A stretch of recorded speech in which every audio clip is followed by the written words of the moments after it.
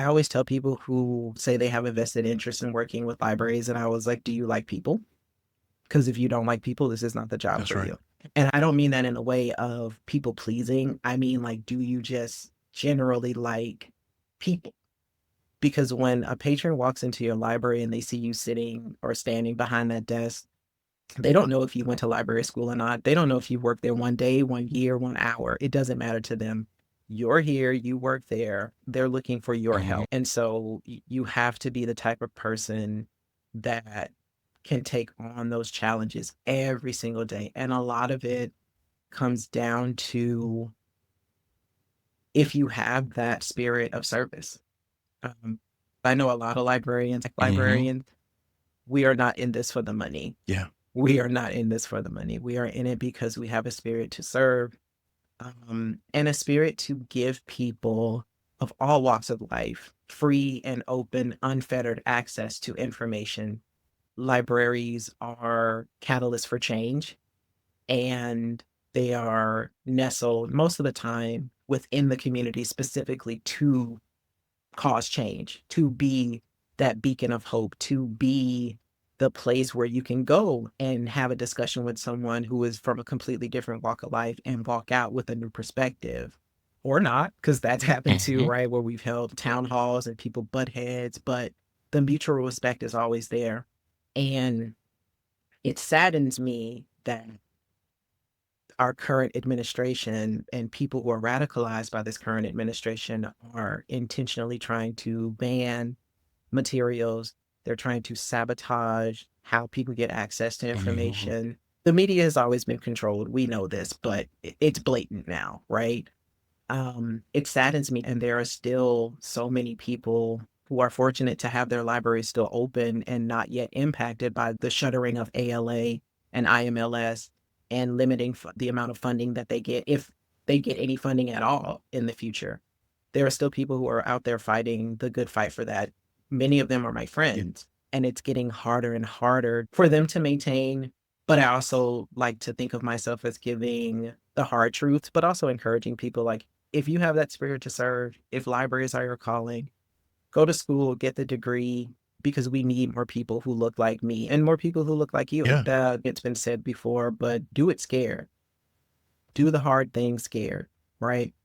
I noticed that there was something missing in that niche librarian black girl born and raised in the South, dealing with things um, from the perspective of librarianship.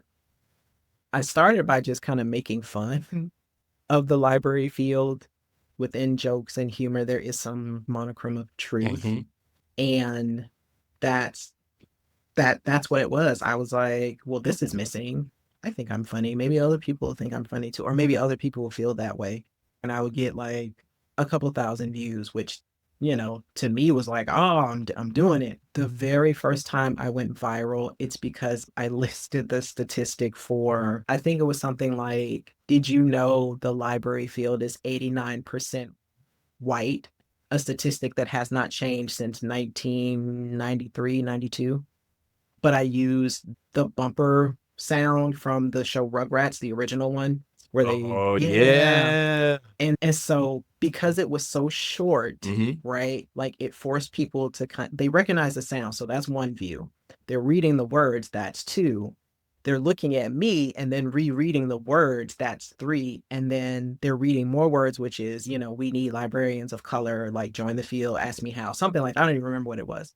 But that thing took off like a rocket.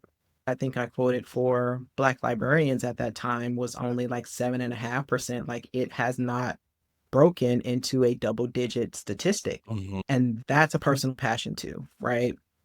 I want to figure out a way to contribute to making that single digit percentage for Black librarians a double digit, even if it's just the flat out 10%. It's very hard to do that right now with the state of the field and the state of our world. Um, I would say do it scared. Just put it out there, see what happens. I was very fortunate to have Tracy D. Hall as my first guest. And she literally said, she was like, I'm doing it because you asked me. I'm doing it because I want to help. Again, that spirit of That's service, right. that That's that right. wanting to help. Do what you love and do it often. If it's in you to do it, just do it and let the chips fall where they may, because guaranteed somebody somewhere, whether locally, nationally, globally, will find meaning in whatever it is that you do, as long as you put your heart and soul and passion behind it. Everyone has a story. Everyone has a story. And oral histories have been in existence since the beginning of time. And we are, in essence, losing the tradition of storytellers. We are losing the traditions of griots. We are losing um, those historical recountings for whatever reason. There are a whole host of reasons. And I've talked about this on an episode of Black in the Stacks, but are we doing a good job documenting and maintaining our own histories, Yay.